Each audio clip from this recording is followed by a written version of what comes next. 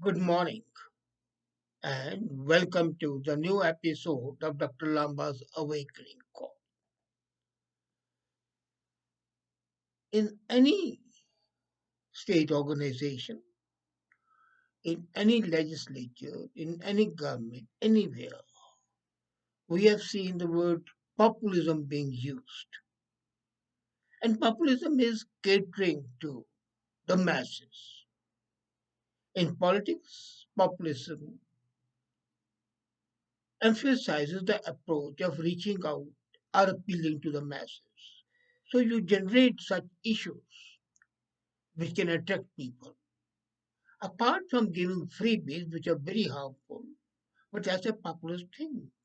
The welfare schemes, which are really not welfare but are breeding ground for parasites. As a matter of fact, there's a quite often a very fine line dividing what constitutes policy and what constitutes populism.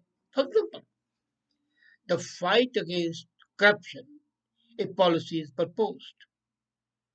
When candidates for political office fight from such a platform, they are proposing structural improvements that can change a country for the better. So that policy matters. But fighting corruption is a strong platform to run on. It's not necessarily a populist one, but in a country driven by politics, where politics become the way of life, this can be deemed to have populist overtones. Average voter will always come back to the question how such a policy impacts them. Structural changes are defined from a long term view. It can take years and possibly decades for the benefits to trickle down to the average voter. So that's a policy trickles down after a long time. A populist, instead of making the structural changes, starts taking action where the results are visible, though at a cost which is very heavy.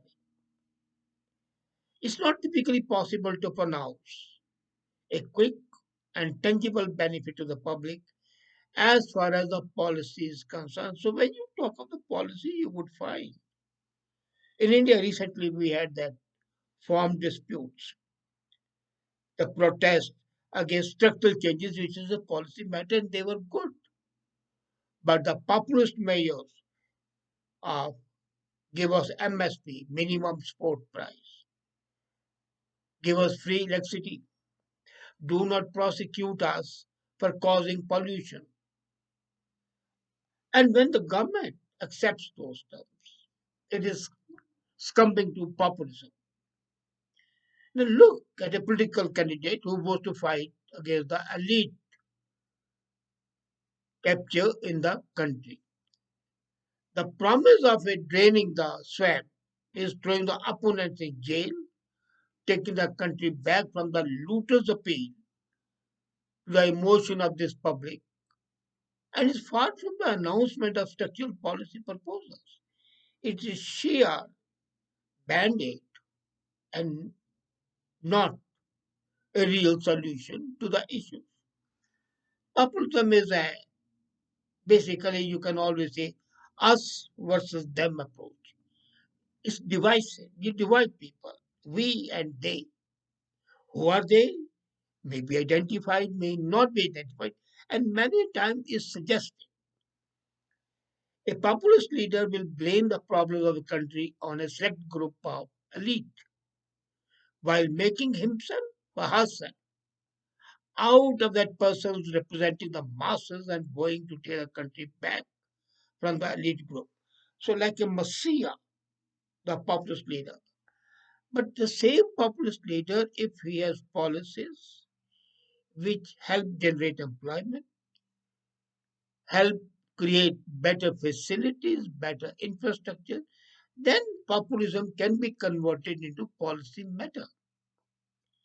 Putting a face on corruption engages the interest of people in a way that A proposal to amend laws cannot. So populism immediately appeals to the people because think, well, maybe manna is going to fall from heaven. It doesn't. But the people normally do not look to the far. They are myopic, selfish, self-centered, and they are concerned with the immediate help. And then, in the long run, what happens? Voters always come back to question how a policy impacts them. As far as the populist actions are concerned, there's never a question. No voter would say, why this? Except those right thinking people who think that something horrible is being done. It's to be regretted because populism has a way of damaging the qualities of conversation in a country. You remember in 2016, when Donald Trump was gaining steam, the Republican opponents also changed the style of politics as well. The election was a contest where election manifesto was centering around the stage that Trump had created, drain the swamp debate. And yet he was leading because he created that situation. Career politicians like Ted Cruz, Jeb Bush, Marco Rubio, who announced their candidacy on a multi-policy platform, could not compete with him. But there was one thing, he converted that populist thing into a policy matter. Tariffs were raised, imports were restricted, benefits were given to the companies for starting the manufacturing operations in the country. The illegal immigrants were stopped. So the policy changes also accompanied the populist approach. But to attack the people, populist, then to implement those populist technologies, a policy approach. Same happened in India.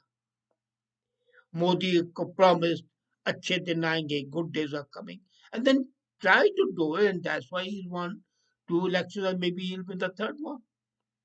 So instead of discussing their own policy proposals, the opponents of Trump started personal attacks against him, and same in India. So you see, the reaction is always the same. The populist proposal is always met with a populist reaction because the voter, common voter, does not understand the subtle nuances. And then what happens? You target the source of wealth, the history of racism, and you bring all the extraneous things which are not at all relevant. Interestingly, again, if you go back to the 2016 Republican election, and the first to the law, the candidates who stuck to the policy proposals were nowhere to be seen. They were simply wiped out, and they were weeded out. Well, those who took the Trump approach and threw back punches were able to stick to that. And I talked of India, but the same scene plays out in Pakistan. The former Prime Minister Imran Khan talked of Medina like state, near Pakistan. But policy has never been a strong point of Pakistan political leaders, especially of Imran Khan. His main appeal rested on the fact that he led Pakistan to the World Cup in cricket. However, in 2014, Azadi March, the March to Freedom. Now imagine a country which is free for 75 years, again you have the Azadi March, that you want to be free. That's absolutely ridiculous. And what happened there in that march? It showcased personal attacks, poisonous atmosphere, toxic environment, and it was a harbinger of a politician. What you see till saw till recently, when he was thrown out and he had to leave, unwept, unhonored, unsung. And even the prime motivators of politics in Pakistan, judiciary and the army, they didn't support him. The populist mayors are successful for some time. They cannot be successful ever. Mrs. Gandhi started the movement of Garibi Hatao, remove poverty, and people were enchanted by it. But then, after a couple of years, they saw that it was no use. So they converted Garibi Hatao to Garib Hatao, remove the poor. So the whole thing, which is a facade, but inside it is stinking mess. So populism ultimately is self-defeating. And again, coming to Imran Khan, he was able to pander to the emotions of the public life with the promise of taking the country back from the plunderer, thieves, robbers. And it's very easy in politics to blame the other party, call them plunderers, call them robbers, call them corrupt. They may be, and they are, but you are no better. Rather, when your turn comes, you show an adverse and absolutely perverted sense of appeal. Now, what happens then? When populist leaders gain popularity, they have to do more of the same to ensure that they continue to keep the masses engaged. But ultimately, don't forget, populism is a hollow pursuit until and unless policy follows the populist tendency. Yusuf Khan, Imran Khan became more and more aggressive in tone over time, while Modi did not. Now, there's a difference. Both came into power on populist slogans, but Modi started converting that populism into policy. Imran did not, and he became more aggressive. His tone was abrasive, abusive, and instead of doing how, it was more on who. Now, in Modi's case, the question of who is promoted by his lieutenants. They do it, blame everything on the former rulers. But no, how is also important. How to do it, how to convert the populism into policy matter. Khan continued his attacks on opponents even when he was in power and with a greater fervor than he was not in power. In fact, it appears that the Prime Minister Khan was playing the role of opposition himself. What happens is, for a populist leader, underneath a self cultivated messiah image, there's a deficit in concrete policy proposals. And that deficit is a problem because messiah image, until and unless it really leads, like Moses led the Israelis out of Egypt, even the Red Sea parted to give them the way. But that was the policy. So populism divide up policy, you'll go to the desert, wilderness. Unfortunately, fighting populism with a policy is like bringing a knife to a gunpoint. Populism is like a shot from a pistol, a mouse. Policy might be a knife. Therefore, the opponents of populists have to focus solely on berating and discrediting the populist leader, and then that is also self-defeating. We as voters, as human beings, have the potential to seriously undermine the political narrative, discourse, and behavior in a country.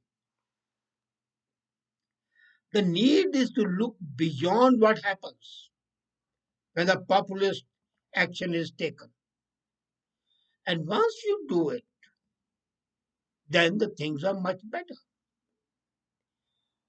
Mere populist policies, rather populist proposals, because they never translate into policy, enable a country to stand on the precipice.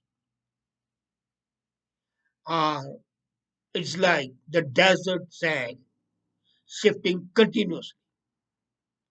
And the leaders of tomorrow then start thinking and focusing more on the either for having a basic policy change, which may not be appealing to public, or dependent to the emotions of the people. And the future of the country then is at stake because that policy proposal, in case it is not in tune with the aspirations of the people, has no meaning. Populism is good as far as getting immediate power is concerned, but it has to be translated into a policy decision to be implemented with sincerity, integrity, authenticity. And therein lies the salvation. I've always told the political leaders who sought my advice, well, look here, you have come on power on a certain proposal, but then do it. That's what I told President Trump, and that's what I told Mr. Gandhi. Until and unless you take concrete action, the populist decisions would be like straws in the wind. They attack you for some time, colorful straws. But when the people cannot catch those straws, then they say, well, have you not been taken for a ride?